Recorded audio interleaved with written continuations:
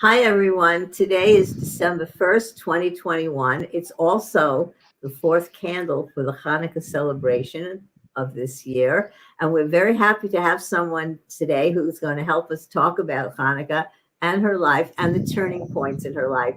That's a new format of interesting conversations with people who have had so many different ups, downs, ins, and outs, and travels in their life that have brought them to where they are today and the way that they can help us in our community. So I'm very happy to introduce Rabbi Polly Berg. Hi, Rabbi. Hi, nice to be here. It's great to see you. And you are the staff chaplain for the Department of Veterans Affairs. And I think you're out of New Haven office. Is that right?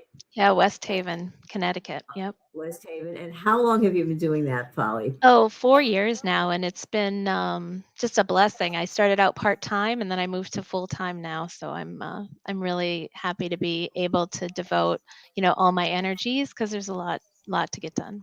Okay, so you have such an interesting trajectory of your life that we want to talk about, but because it's Hanukkah and because we have a small video showing you lighting the candles and saying the blessings, I want to show that first. And then after we do that, we can talk a little about the meaning of Hanukkah and then go back to the meaning of your life and how you got to where you are. It's a fascinating story.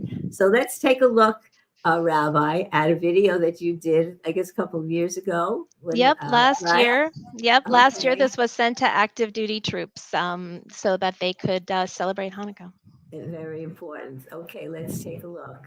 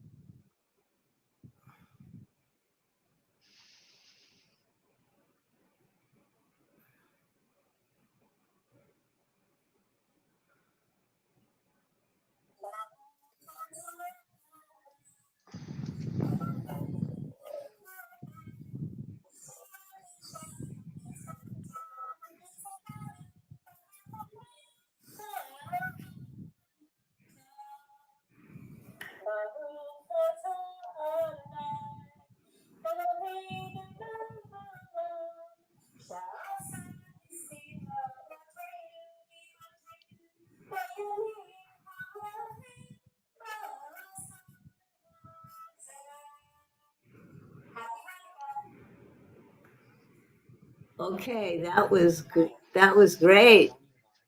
And we're now going to chaplain in the Navy and okay. One of the chaplains. We have to stop that. Okay.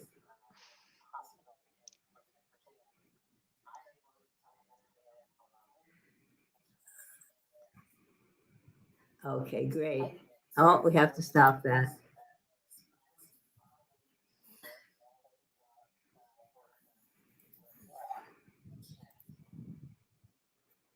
Okay, sorry. We kept going on with one of your colleagues, but that was yours. So we noticed that was, I think that was 6 days, and we light the candle for 8 nights. Just give us a couple of sentences about the importance of the interest of Hanukkah to the Jewish community, to the world, and what it stands for. Wow. Well, that's a big thing because I think there, like so many parts of Judaism, there are so many different ways to tell the story, and that kind of flexibility makes it so you know, relevant to whatever it is that you're going through at the time. And so I could interpret in a lot of ways the triumph of Jewish religion over, watering down of the tradition, or the opposite. Really, we could look at it as, when Jews get into power, then and have a sovereign state, what are the challenges that they have, and how it led to infighting, 2000 years ago. Can we learn from those mistakes? I think what I think of is, I spent 5 years in Israel, and what I think of is that it's a time that's not only a religious holiday, it's a secular holiday. And because you can work during that time, there's no Yom Tov, you can celebrate with friends and coworkers. And I remember being in a restaurant in Jerusalem, and they brought out the Hanukkah and they lit it, and the whole restaurant sang together. So it's really a beautiful thing to be able to celebrate. That's maybe a miracle in itself that we can come together like that and really enjoy each other's company. If I tell it at the VA, I use a more universal theme, right? It's like, how does light overcome darkness, and how do we celebrate that and keep it close to us with our family? Okay. So, Rabbi, you have come so far. Your life beginning when you first started out in life was so different from the way it is today. You have such an interesting journey.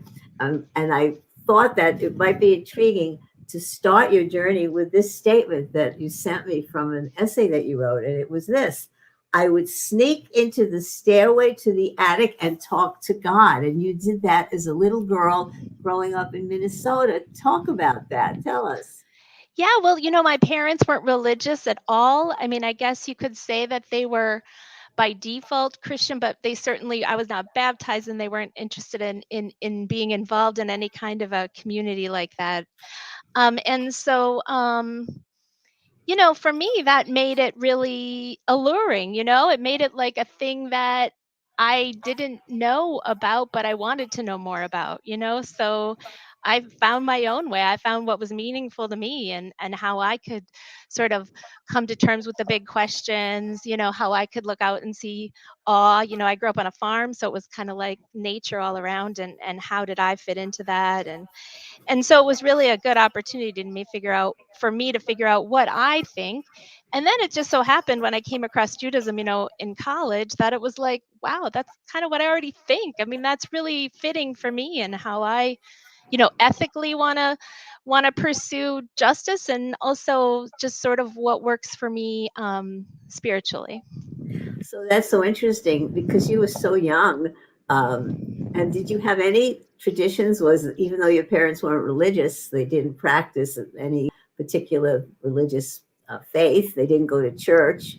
Did you have a Christmas tree? Did you have some semblance of the Christian Yeah. holidays? Yeah, we certainly did, have a Christmas tree. And honestly, my mother loves playing Christmas music. So I remember the music, and I sang in the choir and, played a clarinet and things. So for me, music was a part of Christmas. And then getting together, I have a fairly large family that's pretty close, and we used to play cards into the night, and get together. And so that was really the exciting, I think, part of it for me, was getting to see family, and then kind of sleeping, in the car. We would leave like midnight, because everyone was coming together.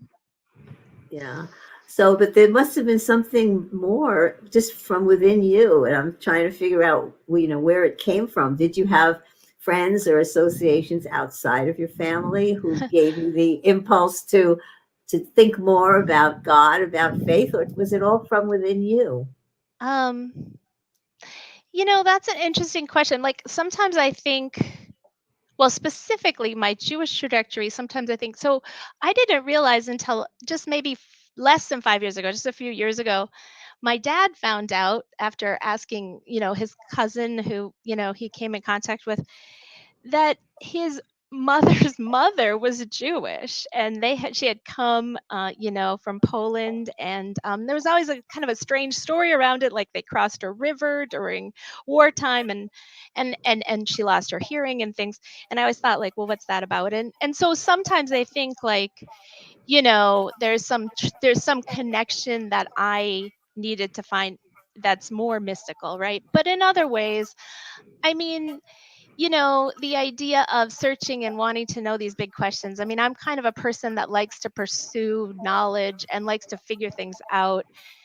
And, part of that was science, and part of that was the other questions that we come in contact with, and how humanity can, help each other, and what's our role in society, and certainly religion and spiritual life is part of those big questions. Right. But it's interesting. You even said that your father almost forbade any discussion of Jesus or religion at home, and your mother gave you a book of Bible stories, but told you to keep them separate from your dad, not to show it to him. Is that all true also? That's right. I forgot about that. Yeah. So she did. She had been raised in a way of, like, the kids went to church and the parents didn't, but they just sent them. But I think she did have that feeling like, I want you to know some things. I want you to have a background and as a kind of a bedrock. But yeah, it's always kind of awkward or clandestine in some way to be doing something that your parents don't do, or that my dad just wasn't even comfortable with. And so yeah, I think that probably started off, maybe, hey, that's a fascination, what's that about? Sure. Yeah. So it's interesting. Your mother was a teacher and a librarian, so she was interested in learning and teaching you things and sharing things with you. Why do you think your dad, who was a farmer, but he was educated, right? He had a job before he worked in farming in the Hmm. community. Why do you think he was so adamant about his atheism and the desire to keep the family away from anything having to do with religion? So I think it's because it was an interfaith family in those days, in that his mother's family was Catholic, a big Catholic family, and his father was sort of an atheist Lutheran, in that tradition. But also, we found later, after he passed away, I mean, he had all kinds of literature that was, Buddhist, and he was like interested in learning all kinds of sort of the what would be kind of esoteric, I guess, in the 50s and, and 60s.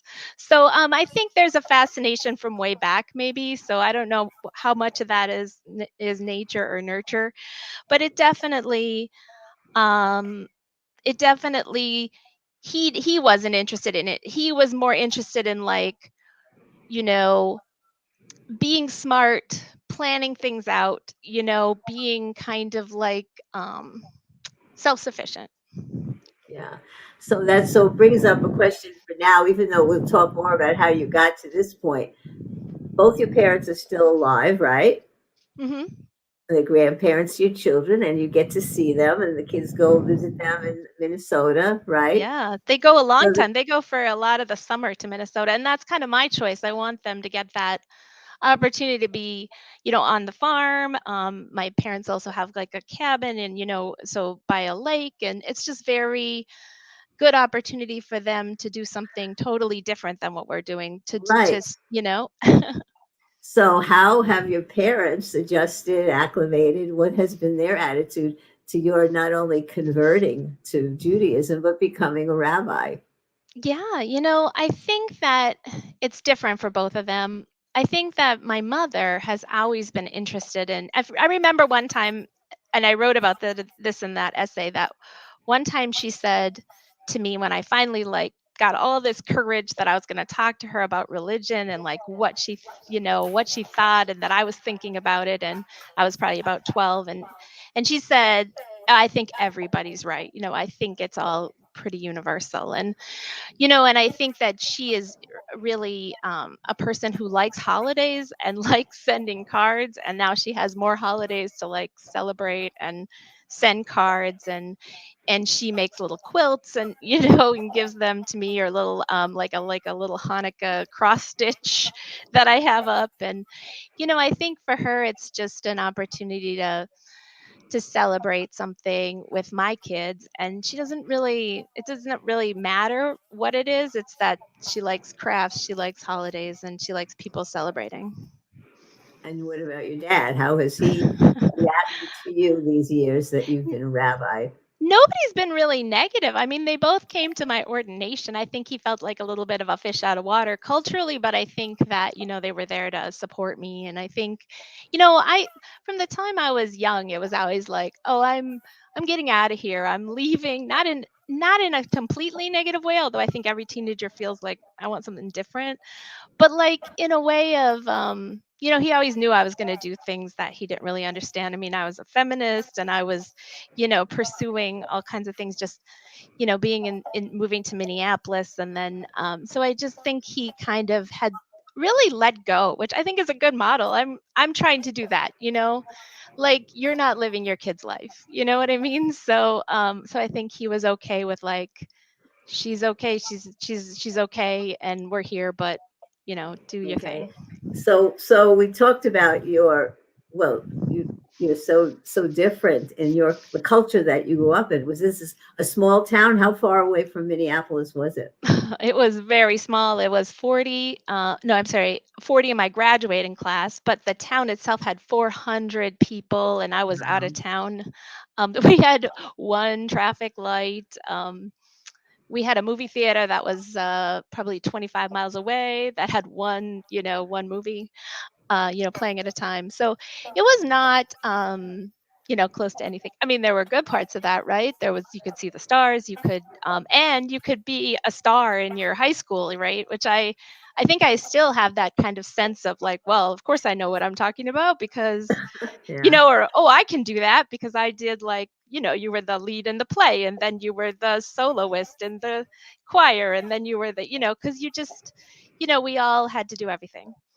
So did your inspiration come from books or just your own interior thinking, or how did you get your feelings and theories that other kids, I'm sure, in your community did not share? Yeah. So my mom this is going to sound funny to everybody, right? But my mom was born in Fargo, North Dakota, which sounds small, but really in that area is like the big city. And then, and grew up then in East Grand Forks, which was also fairly large. So I feel like for her, she was a little bit like the city kid. And so she never felt really like the rest of the community. And then she was so interested in libraries, being a school librarian, that she always took us to the library like at least once a week, and we would get all these books and we would try to read them by the next week, and I read like a book a day for years, and I think part of that was obviously we didn't have cable and we didn't have a lot to do and we were Yeah. out, but a lot of it was just that's my interest, right? So So in your childhood, did you have a lot of friends? You said you were active in school and the theater and the plays and the chorus things, but did you have friendships of people that you felt were on the same par with you that you could connect to? I was really lucky in that I had not felt really similarities with people, and then this girl who was a year younger than me moved into town, I think probably when I was in about 5th grade, and we're still in touch. She's in Florida now. Her name's Andrea, and she really shared my love of like ideas and stories and music. And so we were always hanging out. And then she ended up moving away. But it was not too far. It was like an hour and a half. It was to, Fargo Moorhead. And so I would go visit her. And that was actually a great opportunity because I got to see outside my small, you know, context to be like, oh, there's a whole Right. bigger thing. There's students who are very studying advanced things and doing interesting things. So I think that got me out of like I don't have to just worry about what somebody's saying to somebody in the 40 kids that I'm Right. involved with. So you conceptualized God for yourself and talk to what you conceived of as God, and you also told me that you made a pact with God. You had an agreement with God when you were a teenager or 12 years old, I think you said, right? Something like that. Yeah, right. What, Well, I what, had what, I wrote about this and in the essay that when I submitted it to HUC but Hebrew Union College. And I didn't I was making this up as I went along, right? So in a sense, I kind of co-opted the Girl Scout law, and which I was a Girl Scout, and it was pretty important to me, and my mother was the leader, and it was like I'm gonna do the things, to be honest, to be fair, to help where I'm needed. I'm gonna do the things that I think are right, and then the idea, of course, when you're young, is that then good things will come to you as well, and so I think that was important for me to put into words and to sort of think about. Now I have a model.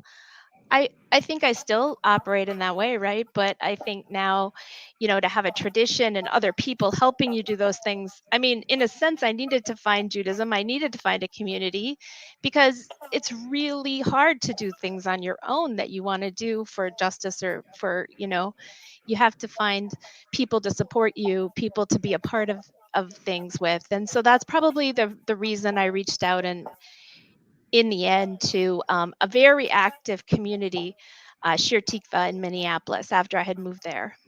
So, Okay. But you went to college, I think, was it in North Dakota? Is that where you went yes, to college?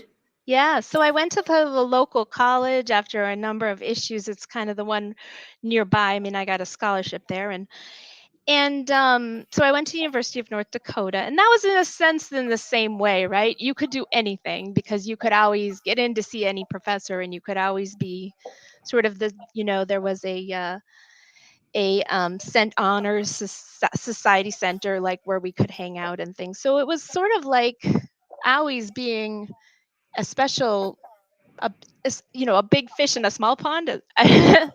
But I think that there I had the opportunity, because I was there for scholarship, to just like take a lot of different classes that I might be interested in. So one of my friends took Intro to Judaism and said, "Oh, this is great. You should take it." And so when I did that, I realized not only what I had said to you earlier, which is that, this is what I already think, um, we read, things that were really inspiring to me to how I could do those things in the real world with people and in community, and that there's a tradition of thought and kind michlochet, right, like the arguing and the sort of struggling with these ideas. Was there any Jewish community at all in North Dakota at the university? So I'm sure there were Jewish professors. We didn't have like a Hillel or anything. And in fact, I sort of say, like, I didn't know any Jews, until I went to Minneapolis. I really, on TV, like I didn't have a good concept of even who was Jewish. I didn't even know enough to really recognize names and things like that. I mean, that was hard for me when I was sort of then interested in conversion. Like, how would I do this? Even Yeah, the yeah. professor wasn't Jewish. So you graduated, I think you said summa cum laude. That's pretty much Hmm. the highest honors you can have in college.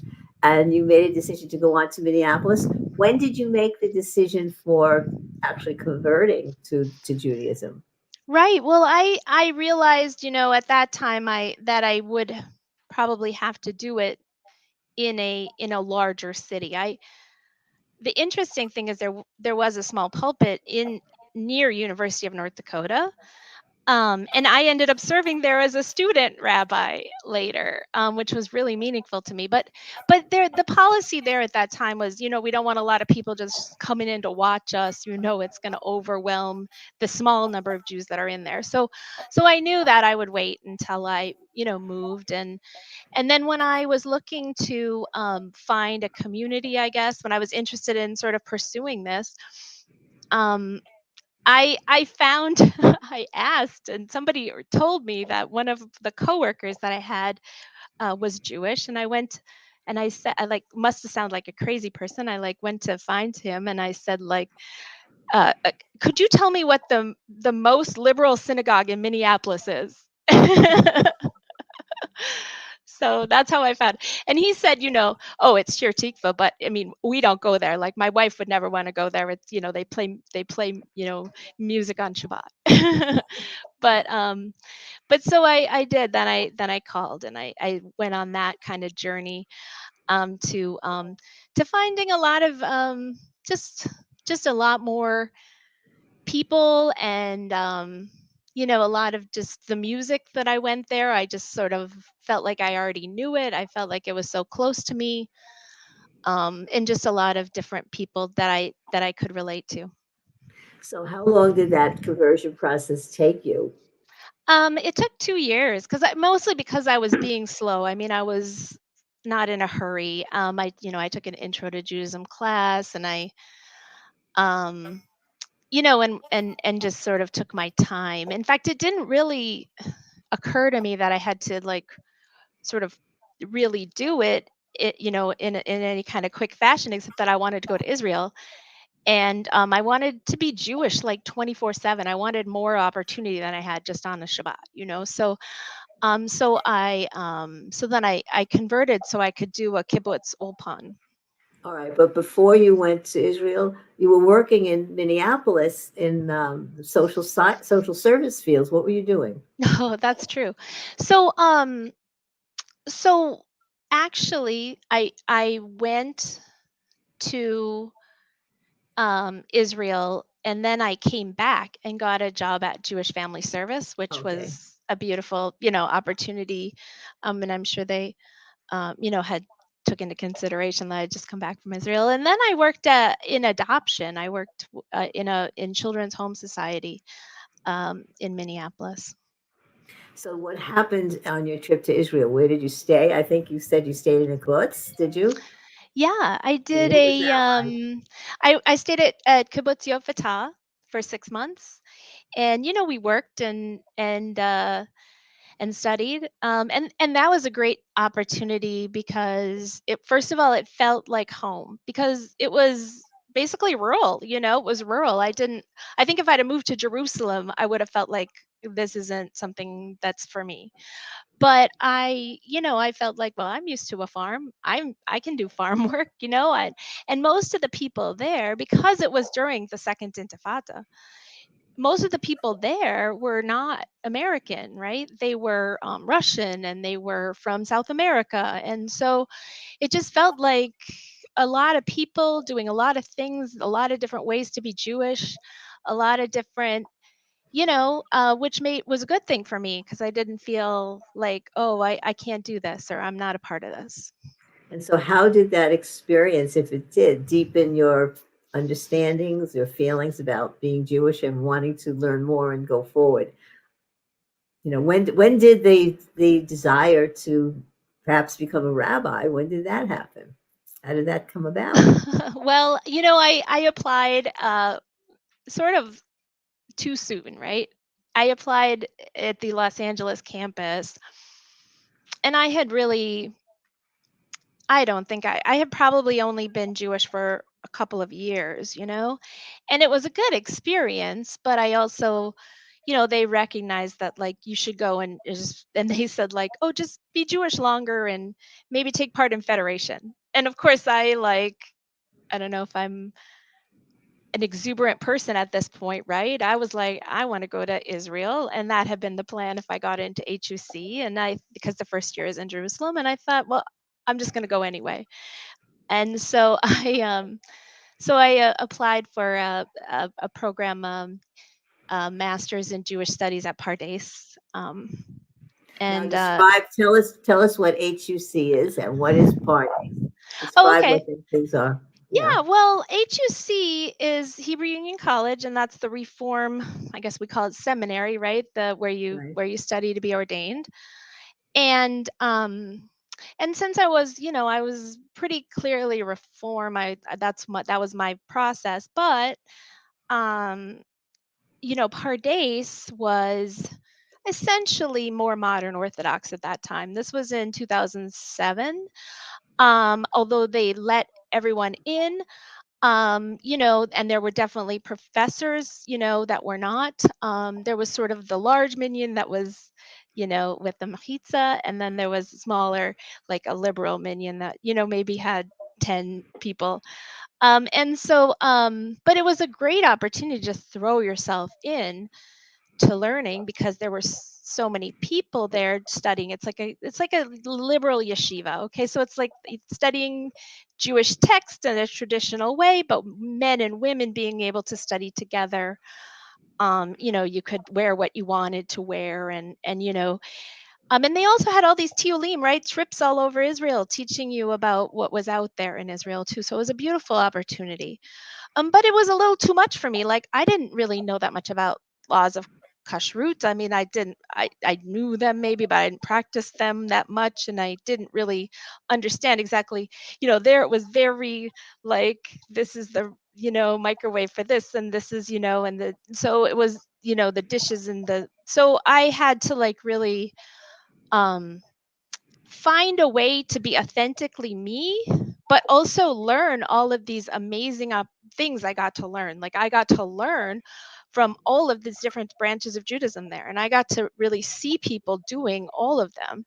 And yet I could find a way to well, who am I in this, and where do I fit, and how am I authentically me? And to me, that meant like I'm studying, and then on Friday, I would like pack a bag and I would go to Tel Aviv, and I would, meet people or find my way, and I would, hear some bands, and I would like try to figure out like, well, how is my Minneapolis self here, and how can I how can I take this love of Jewish learning, and how can I also find a way to be authentically myself so I don't lose that?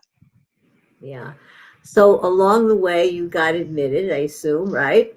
After a period of time for for the full program, right? Yeah, At absolutely. ACC. Well, that was And after I lived in Israel for 5 years, and I studied at, you know, I during was that, an English teacher, and I studied another year at the conservative yeshiva. So at that point I was like, well, they've got to take me. I think there was a okay, point where I would have gone home.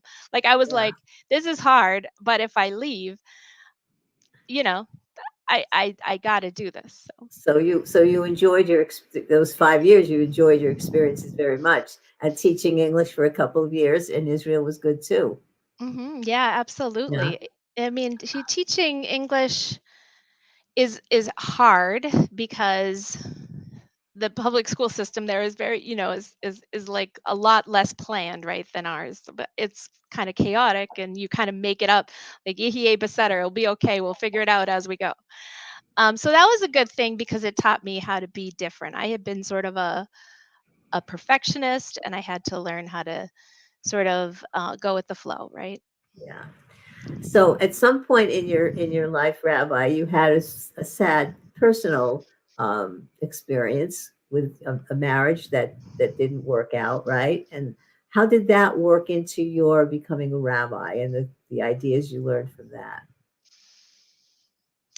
Well, that's interesting. I think that, I had this I was married, and we had a lot in common. We had similar backgrounds, and similar things, interest in music and things. I think that things we like to talk about. I think that um this opportunity to understand how it feels to go through a struggle with, alcohol use, basically addiction, and how the family kind of relates, has been mostly a chaplaincy thing. It did sort of push me into how can I bring this message to other people, or how can I be there for other people who are going through this. And so that was sort of, well, I guess the rabbinate, but I think that, um, you know, it's such a it's such a thing that informs what I do today, and I can see all the lessons, like I can, help somebody, but then at a certain point you have to say, that person is going to figure it out on their own, because it has to be centered in a person's need to stop whatever their, you know use is, instead of it being a person trying to get them to do it. And that's a lesson I use every day. But I think that, it's hard to say if what would have happened if that hadn't happened. We are not very good at second guessing ourselves or going back and knowing what would have been. But it definitely did make me more interested in helping families. Yeah, interesting. And of course, at some point along the way in your rabbinical studies, and talk about that because you describe it as though there were so many campuses. You were in LA, you were in Israel, you were in New York, right? You were in different places, Cincinnati, right? Some Mhm. point along the way in your studies, you met your current husband, important person in your life, Rabbi Extrand. So just tell about that. Yeah, well, I met him at the first year, because all the Hebrew Union College people who are going to be rabbis spend their first year in Israel, in Jerusalem, campus, even if we're going to then separate campuses in the United States. So even though I was headed to LA and I was very committed to heading to LA, like I like LA culture, and I had an internship lined up at Beit Tshuva, which is a Jewish treatment center for alcohol and drug addiction.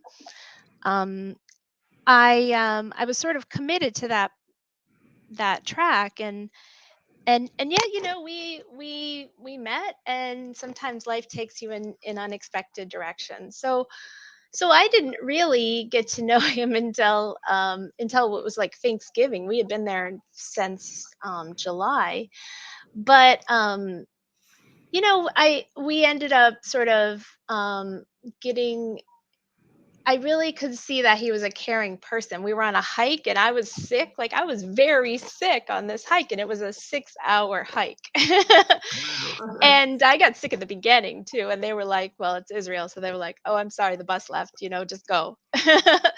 So the fact that he was there, being very supportive and helping, even though we really didn't, know, we just knew of each other. So that was kind of helpful in letting me see what a caring individual he is. And then so much so that then when I had to, they wanted me to go to this clinic afterwards, because they worried that I was dehydrated. And I said, they said, you need to take a student with you. And I said, well, I'm going to take him. And they were like, so take somebody that's knows Israel, knows, is fluent in Hebrew and all this. And I said, no, I can do that part. What I need is somebody that's, very caring. So I think, that was really a moment where I think when you understand when somebody can be there for you, and that's what's important. Yeah. So when did you marry? When did you and Rabbi Ekstrand get married? I think that well, I went back to school that first year because I wanted to do my internship, which has been, at Beit Tshuva, which has been really important for my career as a chaplain.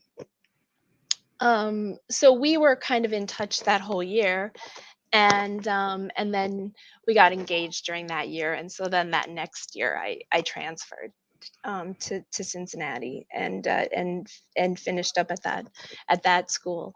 Maybe it's the same, it's just different campuses. In fact, I actually ended up in New York for 2 semesters because Mark finished before me. I was, involved. I mean, everyone knows I have twins. So I was taking one class at the New York campus, kind of commuting once a week on Metro North, and I think not realizing when I said I would do that exactly how long that would take. But so we were on all the I was on all the campuses, which is definitely an unusual situation. Right.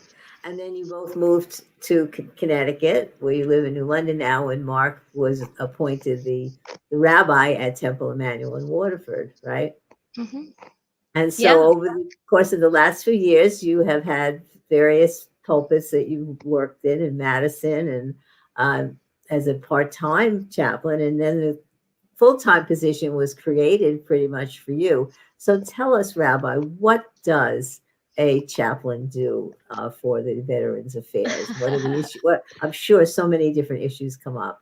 Yeah, right. Well, I mean, I worked at L&M too part-time.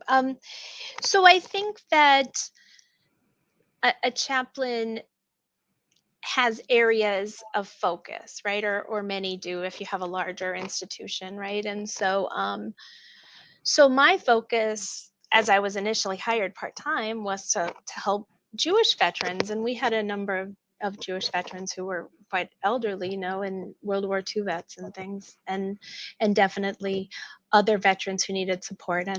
But my training and experience was in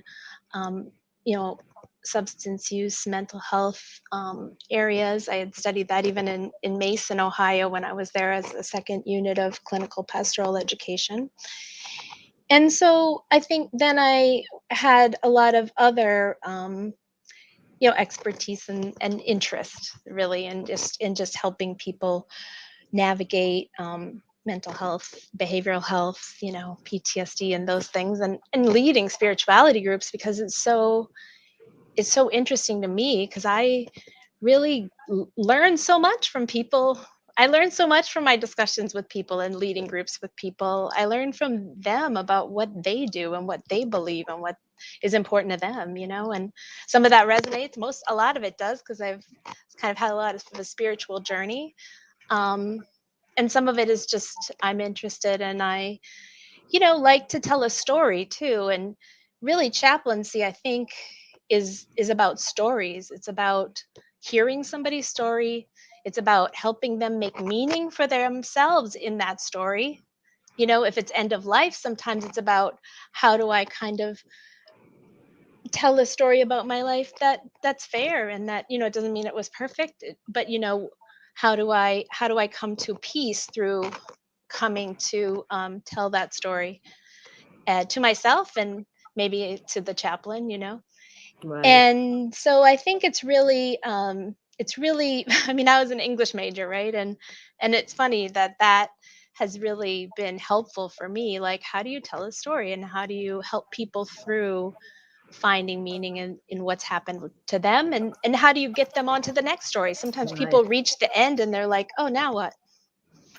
So what would you say are the most important or most frequent reasons that you do pastoral counseling? Is it PTSD, post-traumatic stress disorder? Is it end of life issues, grief issues, addiction issues? What is the most common things that people in the veterans area come and see you about? Well, I mean, it's hard to say, right? Because a lot of it is occurring, right? So you could have PTSD, and it's more severe because you had another mental health issue, or you could have a substance use disorder because you didn't work through your PTSD issue, that is still really on your heart, and so these are all really hard to navigate, like where one ends and one begins sometimes, although obviously there's, clinical definitions. But I think that, for me, I don't know. One of the beauties of it is I don't know what people are going to talk to me about. Like, I'm going to start a group or walk into a room, and they're going to set the narrative. And that gives them autonomy, right? They maybe don't have autonomy over their health right now. Maybe they can't control what's happening to their body, but they're going to set, this is what's important to me. I have something to tell you, chaplain, or, let me get this thing off my chest that I've felt guilty about, or, like, I think that, let me tell my story, and I will have autonomy over that. And so I think that is the beauty of it. I do not know. I have to be flexible and open to what comes, and also what the possibility is of that moment. And for me, that's God right there, right? That's God is there, helping that possibility to flourish, helping whatever the will is to heal this person, whatever it is between us that's happening, where it's like a connection that's sort of bigger than just the two of us. Okay. So over the last several years, some people in America have complained about the Veterans Affairs Department is not doing enough in the medical sphere and the psychological sphere. You're a part of that now. Do you feel that the Department of Veterans Affairs is giving a fair shake to our veterans and the kind of care and programs they have for them? Oh, well, I am not able to speak for the Department of Veterans Affairs, so I want to say that right out. I only speak for myself and my story.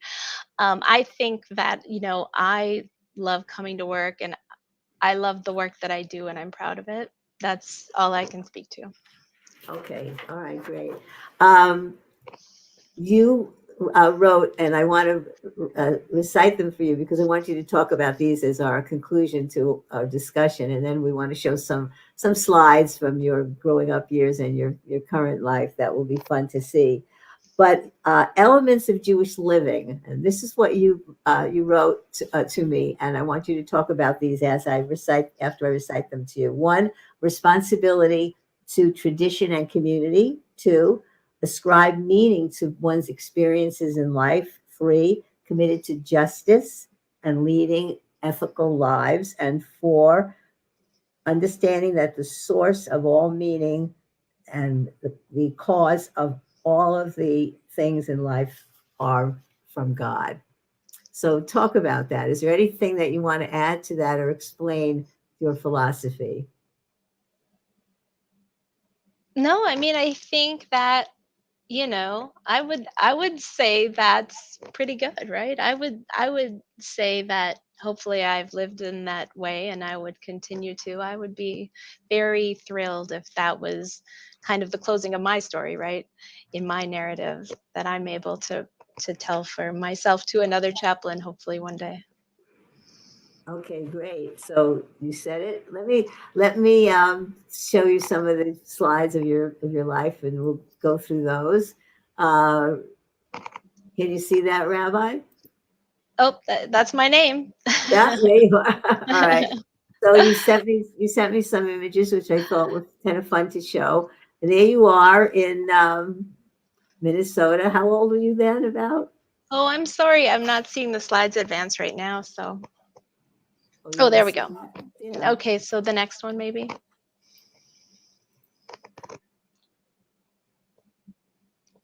Oh, wow. Well, that's my senior pictures. You can see all of those like band and choir mostly medals that I had won in contest. Yeah. That's And our the one before, did you see the one before on the oh, there. bicycle? Yeah. Yeah, so I suppose that I got that bike when I was, 5 years old, and that's like the dirt road in front of my parents' house. They still live there, and in fact, in the background, there's kind of like some kind of farm machinery back there. But yeah, no, I think that was like I could be independent when I got that bike. Yeah. And there you are, your high school. You still have that jacket? Yes, it is in my closet. Not that I wear it, but oh, that picture. I sent that because that is taken the day. That's Mount Shlomo, and that's the day when Mark and I, my husband, um, um, yeah. Well, I was very sick, but I still managed to look good for that photo, I guess. That's the day that you That's realized what his a good foot guy he there. was. That's Yeah. his, Is that his foot? it is his foot. Okay. Okay. This is taken at HUC in Cincinnati, where we had this big menorah for services. So I think I trying to think if I'm pregnant in that photo, but yeah, so I put that up there just because they have that very traditional chapel, they call it. Yeah. Yeah. And that's me, at the West Haven VA lighting and the menorah and the Hanukkah there for veterans. Well, Yes. that's my office. And that's a statement that I had put up for that will be shown in the hallway. As I'm on the diversity committee, and so we're showing the diversity of the workforce. And I What again is MAHL? What does that stand for? oh, that's a Master of Hebrew Letters, and hopefully Hebrew now letters. soon I'll have doctor in front because I'm in a doctorate program at Vanderbilt. But for Great. now, that's my degree. Okay. And that's part of the program of the candle lighting that we saw at the very beginning. And each Yeah. night, a different chaplain from around the country recite the blessings and light the candles, right? Yeah, military So, chaplains, so right? this So is a this is the larger, yeah. yeah, this is the endorser for military chaplains, which includes VA, and so the JWB has been around for over 100 years, supporting active duty military, Jewish military service Right. people. Yeah. Okay. Oh, there you are. That's me. That was my costume for Purim at my student pulpit, and I was, my kids were born in June, so I guess you can figure out. Twins, it was big. Right. What year were they born? 2014. Oh, Oh, and there's your that's mom. My Yeah. mom, yeah, and that's Elon there. So What are your children's names? Elon and Nava. So I went with kind of modern Hebrew, Israeli type of Yeah. names, and I think that's a nice choice. Although with X-strand, they're unique. Oh, there they are. That's beautiful. Yeah, they are. Oh, I love this one too. We were so exhausted. I don't know how we did it. How we both went to school, and well, I know my mom helped a lot. Is how we did it. What year were the kids born? 2014. 14. So they're almost 7, right? Yeah, they are 7. Yeah. Oh, and there's So your dad. Yeah. Yep, my dad, and that's my mom, and Nava and Elon. Elon looks just like my mother, and he looks like like my grandfather, her father, and so that's sort of interesting, right? Like skipped. Yeah. Whoops, let me go back. What's And this also one? similar personalities. There Oh, she is again. She was so instrumental. She moved in with us for over a year to help us. So wow. that's the support. Yeah. This is my brother and sister, and my sister is still active duty. She's in the Air Force. And my brother was a medic in Iraq with the National Guard there. So I do have a military family, and that's helped me. Yeah. I mean, to really understand things. And is that your brother? That's my brother there with the Nav and Elon. I think they were 1 year. Yeah. Yeah. That's so cute. She still does that. She still puts her hand over his mouth. And that's the last one. As you explained, they go out and visit. This is in Minnesota. Well, I have to say that's actually in Mystic when we lived in Mystic. Oh, okay. He came to visit, but yeah, we have others where they usually go in the summer. Oh, they go in the summer. Okay. Yeah. I think Minnesota's full of water, so that many lakes. So that was the picture with my brother and sister. There was one of the many lakes in Minnesota. Yeah. Okay. So those are some of the shots. That's really great. So I want you to conclude by giving us some thoughts about the holiday, about your work, about the trajectory of your life. Give us a final summary, Rabbi. I think the final summary is that I think there's always possibility. Sometimes you don't see it, and then you look back and you think, oh, this came together. There were so many times when I thought like, oh, this is like game over, flashing. I don't even know what you go to after this. And then, just like the people I work with here, you walk around that sign and you find a new path and a new interesting thing for yourself. And I've always done the thing that I thought was interesting, the thing that I found fascinating, and I still do that today. I tell people in the groups what I would be interested in, and if you do that, if you just keep focused on what you're going to find interesting, maybe you don't know how it's going to work out, but you keep yourself motivated, and it has all come together in the end. Every time I do not trust God because I'm bad with it, I think, oh, why didn't I just trust God? Because it did come together in a beautiful way. Well, thank you so much for sharing the details of your life, your trajectory of your thinking, and from Minnesota to New London and Waterford, Connecticut. It's been a pleasure talking to you, and I think people will be interested to hear your turning points. So thank you so much. We'll see you next time on Talk Back. Until then, bye. Thanks again, Polly. Thank you. Bye. Bye. Bye.